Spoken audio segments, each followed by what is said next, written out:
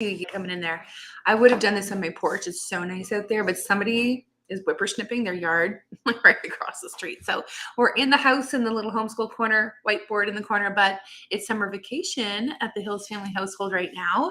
That's why things are nice and quiet, rolling a little bit more easily. And today I have it on my heart to talk to you about the accusation that big families are ruining the world, destroying it with all of our babies and diapers and carbon footprints and what have you.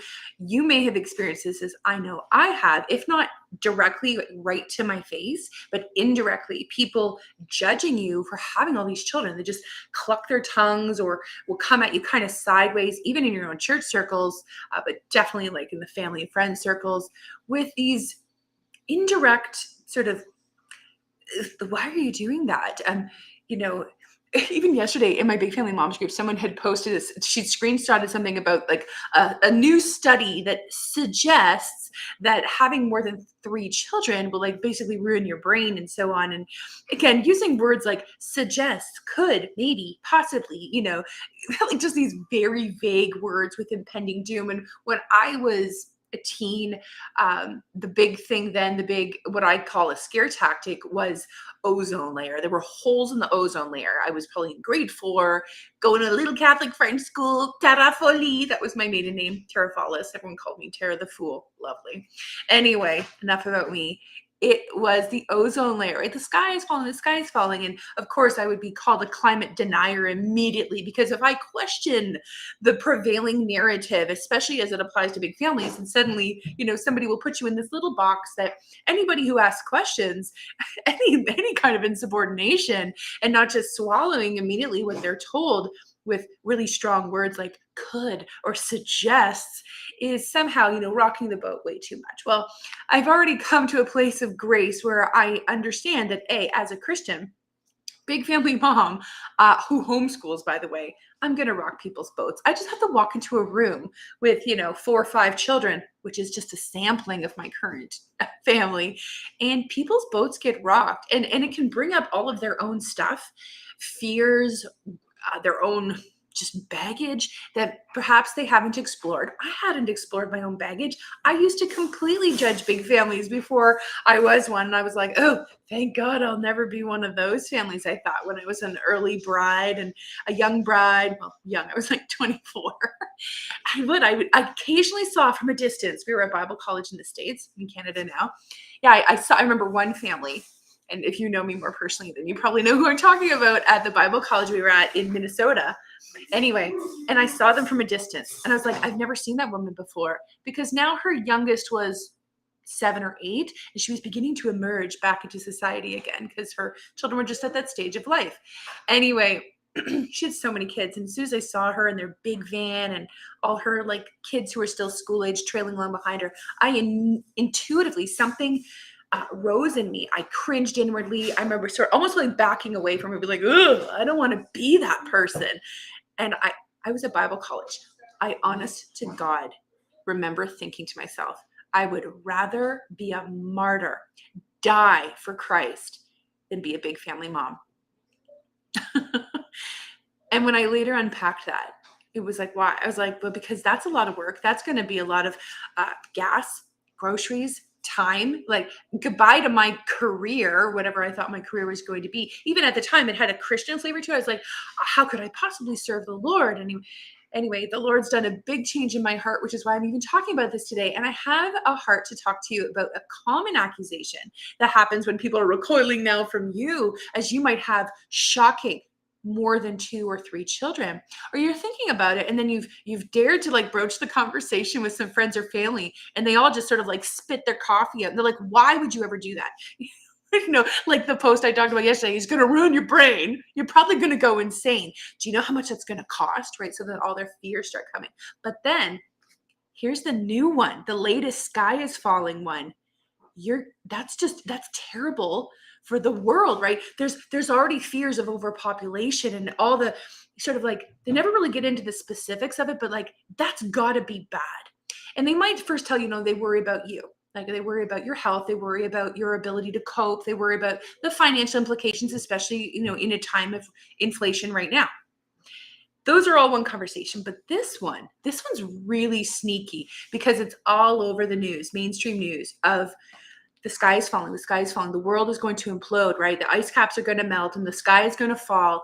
And by having more than a couple of children, it's like a moral imperative to cap out the number of children you have. Never mind what God said about children being a blessing, being fruitful and multiply.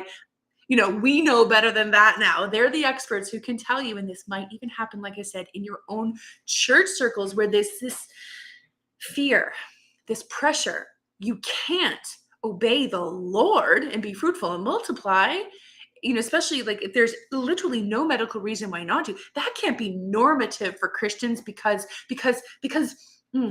I know, I heard it on the news, right? We're overpopulating and we're going to run out of food. We're going to run out of resources, and Maslow is more important than Jesus.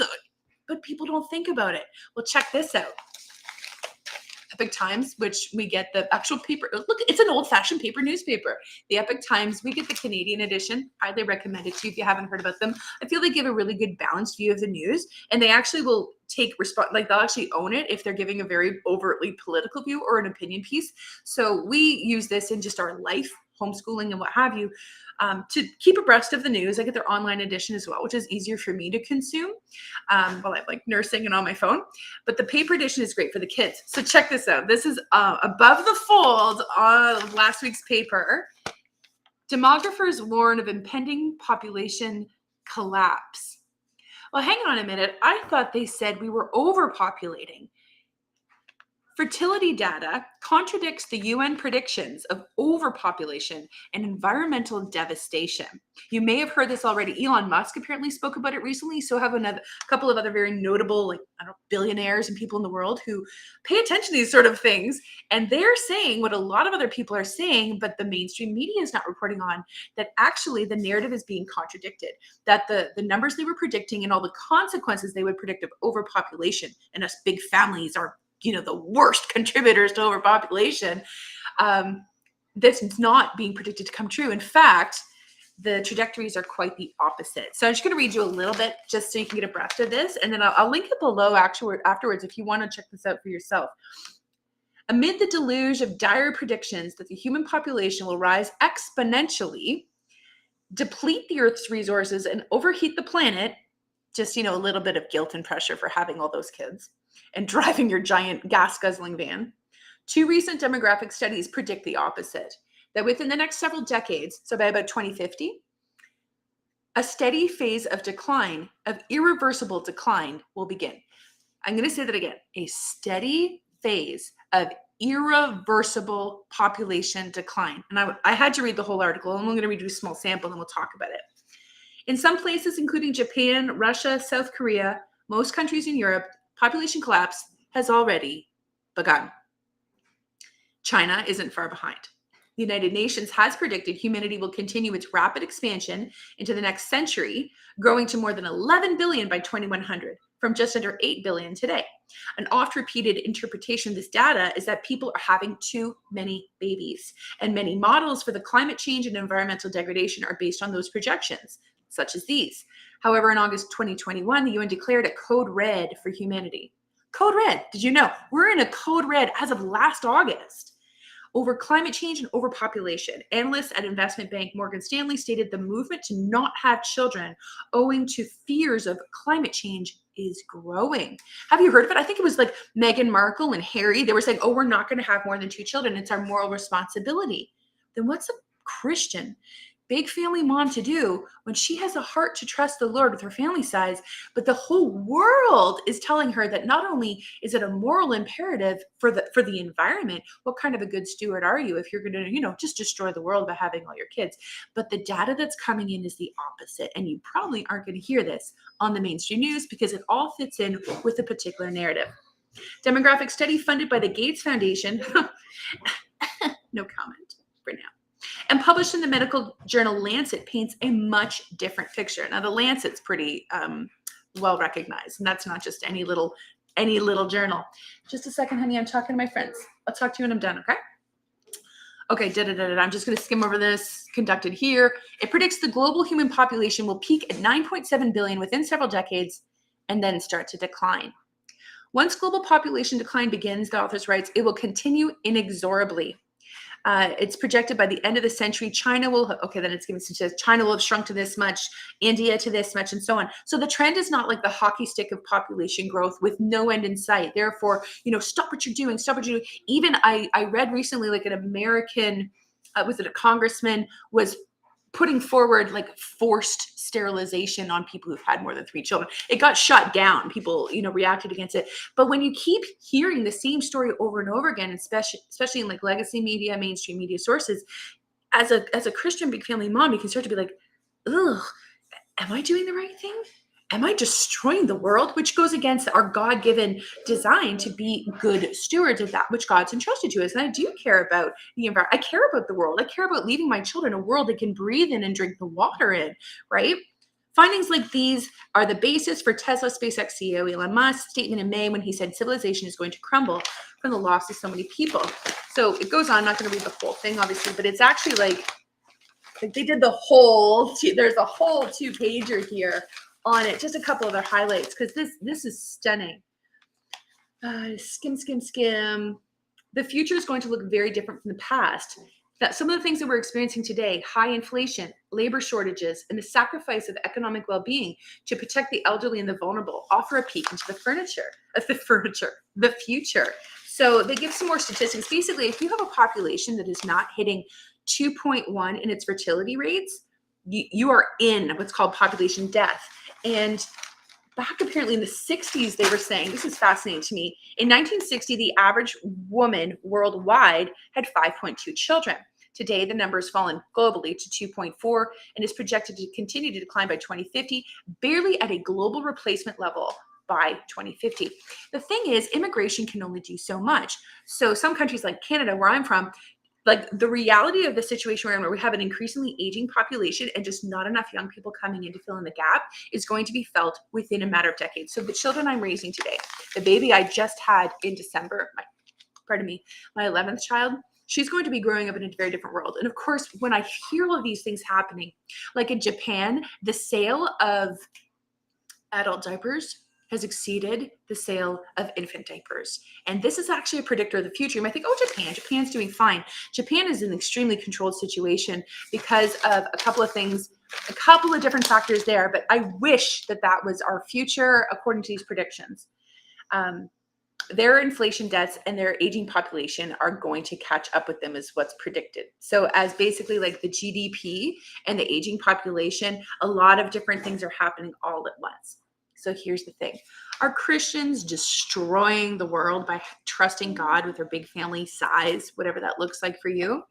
Well, even with the Epic Times, who I think is a more center in line, a more honorable publication when it comes to the news, at least one of my sources for me to think about global events, things on a more local level for me here in Canada and globally, they do a better job because they don't necessarily just plug into the main narrative. And it gives me pause to consider, why is there such a push to have less children, to be terrified of having more children?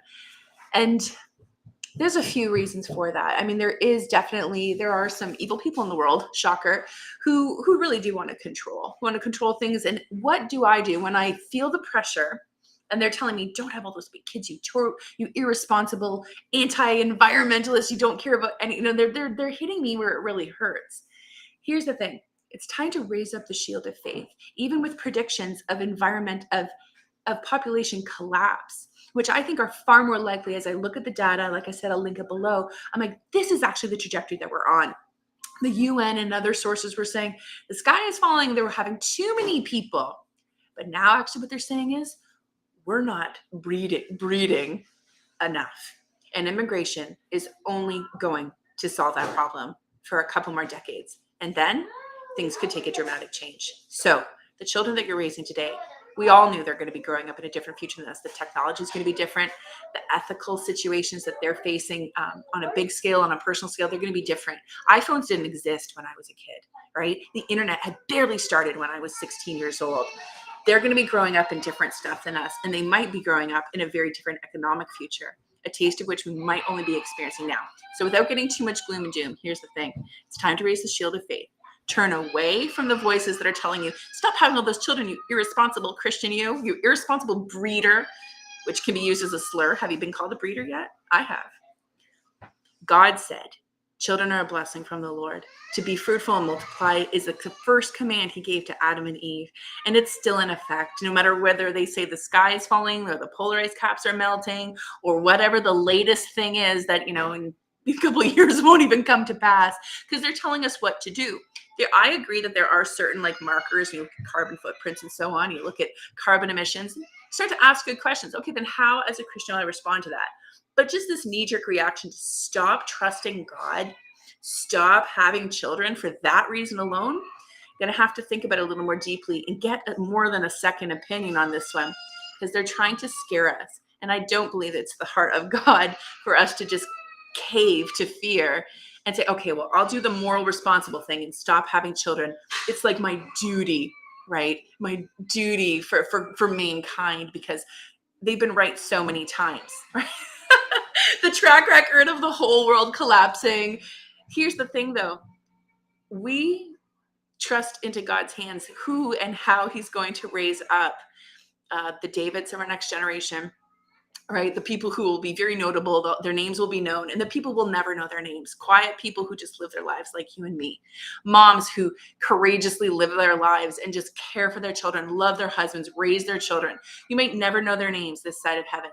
Be faithful. Raise up your shield of faith when they say the world is overpopulating, or when they say, actually, it's the opposite that's true. It takes courage to trust God, whatever times we're in. So are Christians who are breeding, destroying the world? No, I would actually argue the opposite. This is actually a means of grace, because the world is going to need people. They need a wealth of intellect, a wealth of people who are thinking, a wealth of people through whom God can work locally, in your own family, in your own community, right? And the people that matter to you the most, the people you reach out can touch them, that matter to you. And God is going to raise up people of the few that there will be in the next few decades, relatively speaking. God is going to raise up people. Innovation will come through people. People problems are solved through people by the grace of God. So if you're getting nervous that, maybe you should stop having children and trusting God with your family's size as a moral responsibility to the earth, I would recommend you get more informed. I've actually written a whole chapter about it in my book, if that would be helpful to you. It's linked below. And like I said, I'll put the article so you can think about this more deeply, because I think this is going to become more prevalent. More and more people are going to be saying, the sky is falling, stop breeding. They have a reason for this. There's a lot of power when people are scared. But when we raise up our shield of faith and we look to the Lord and say, hey, you said, be fruitful and multiply. You said, children are blessed from the Lord. You said that you raise up nations and pull them down overnight. I'm going to trust you even more than I trust the media, even more than the predictions that I think are more solid, that the opposite is going to happen, that there's going to be population collapse. And the consequences from that, I think, are going to be significant. And even as I feel a little bit of nervousness, I'm like, Lord, into your hands I commit not only my spirit, but my children and the future that they will face, with quite the opposite of what the narrative is right now. So I'm just going to say hi real quick in the comments, and then I'm going to pop off, because I got a little long and very passionate about this topic, because it's also a bit of a bullying tactic, isn't it? When people are trying to scare you into compliance, scare you into not thinking, scare you into not even seeking the Lord or seeking a second opinion. They're like, if you don't do what all the cool kids are doing, you're a terrible, evil person. I stand against that. I just think that tactic alone is immature and fear-based. And we should all be encouraged to do our homework and to make our own choices before God, alongside our husbands, especially when it comes to your family and your family size, and trusting him with all of it. Not just for today and paying for gas, but also for this world that your children will grow up in when your time has passed and now you're grandma, grandpa, or great grandma, great grandpa, should you live to have your hoary head of grace the Lord promises. This is where the rubber meets the road, right? Sometimes when we're young moms, we're just thinking about the next 20 minutes, but there's also the next 20 years. And then you start to think about the next 200 years. And it's time to just raise the shield of faith and trust into the Lord's hands. Awesome. Cindy, nice to see you. Here someone said, I'm from a large Christian family. I remember the comments. I swore I would not be a large family mom, and now you're 33 and a mom of 5. Every baby is supposed to be your last. Keep trusting the Lord. He ultimately is in charge of all things and works all things together for good for those who love him and are called according to his purpose. So with that, I will say bye for now, and I'll see you live again on Thursday. Take care and keep trusting him, seeking him first. Ultimately,